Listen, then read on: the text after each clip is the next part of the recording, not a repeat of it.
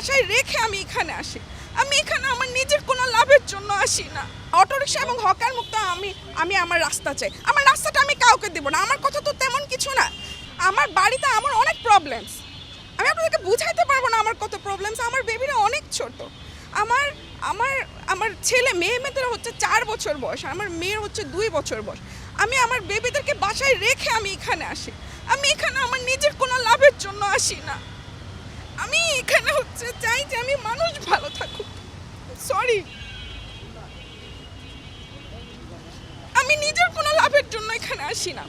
আমি আসি যে মানুষ ভালো থাকুক, কারণ আমরা দৈনন্দিন জীবনে আমরা অনেক প্রবলেম ফেস করছি। আমি আমার বাবুদেরকে ঘুম পাড়িয়ে ডেকে আমি আজকেও আমি সকাল 4টা বাজে 4:30 বাজে ঘুম থেকে উঠছি। উঠে আমি নামাজ পড়ছি, পড়ে আমি এই বের হওয়ার জন্য আমি রেডি হচ্ছি। একজনকে ফোন করেছিলাম, বলেছিল আপু আপনি যদি লালবাগ কেল্লায় যান আমি যাব, কিন্তু তিনি রেসপন্স করেনি। পরে আমি একাই বের হয়ে চলে গেছি। তো আবার বাসায় আসছি, এসে আমার বাসায় মেহমান আসবে, তাদের আমি রান্না বান্না করছি। মেহমানদেরকে খাবার দিয়ে আমি কিন্তু আজকে লাঞ্চ করতে পারিনি।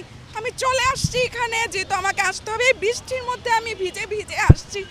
আজকে টেবিল লাগানোর জায়গা নেই, পরে আমি কিভাবে অনেকে স্বাক্ষর করতে আসতেছে, একজন একদম বৃষ্টিতে ভিজে আসছে, দেখে খারাপ লাগছে। আমি একটা সিএনজি ভাড়া করেছি যেন সিএনজিতে মানে বইটা না ভিজে এবং ওনারা যেন স্বাক্ষর করতে পারে। তা আমি এগুলো কোনোটাই আমার নিজের জন্য করছি না। আমি আমার ট্রাই করছি যেন মানুষের হেল্প হয়। এতে আমার ব্যক্তি কোনো লাভ নাই, আমার ব্যক্তি সোহানী শিফার কোনো লাভ নাই এতে।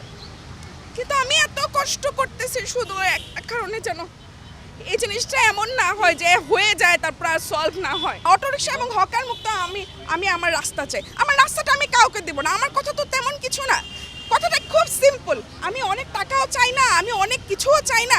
আমার কথাটা একদম সহজ, যে আমি আমার রাস্তাটা কাউকে দিতে চাচ্ছি না। আমার এতটুকুই চাহিদা, আমার রাস্তাটা আমি কাউকে দিতে চাচ্ছি না। মে মাসের 9 তারিখ থেকে আছি রাস্তায়। মে মাসের 9 তারিখ থেকে, তার কয়েকদিন আগেই যখন হচ্ছে আপনার রাস্তা সাদা দাগ কেটে ফুটপাতগুলো দিয়ে দেওয়া হচ্ছিল হকারকে, এটা দেখলাম সরকারি মেশিন দিয়ে, তখন ওই জিনিসটা আমি মেনে নিতে পারিনি। তার কারণ হচ্ছে আমি এমনিতেই তো আমাদের নগর জীবনে অসম্ভব সমস্যা, অনেক সমস্যা আমরা প্রত্যেকটা মানুষই ভুগছি। এই সমস্যাটা আসলে কোনো সমাধান চোখে দেখি না। তার উপরে যখন আমি দেখলাম যে এইভাবে করে রাস্তাগুলো দাগ কেটে দিয়ে দিচ্ছে এবং সবাই শুধুমাত্র ফেসবুকে স্ট্যাটাস দিচ্ছে এবং তীব্র নিন্দা জানাচ্ছে, কেউ রাস্তায় দাঁড়াচ্ছে না, তখন আমি জিনিসটা মেনে নিতে পারিনি। এবং আমি যখন মেনে নিতে পারিনি, তখন আমি নিজে নীলক্ষেত থেকে একটা ব্যানার প্রিন্ট করে 9 তারিখে এই রাস্তায় ঠিক এই জায়গাতে এরকম বৃষ্টি, না ওর পর দিন বোধহয় বৃষ্টি ছিল, হ্যাঁ, তো এরকম একটা দিনে আমি দাঁড়িয়ে যাই 9 তারিখ থেকে। তো এই 9 তারিখ আসলে মনে হয় এই রাস্তার দিন যাপন আমার 1 মাস হয়ে যাবে।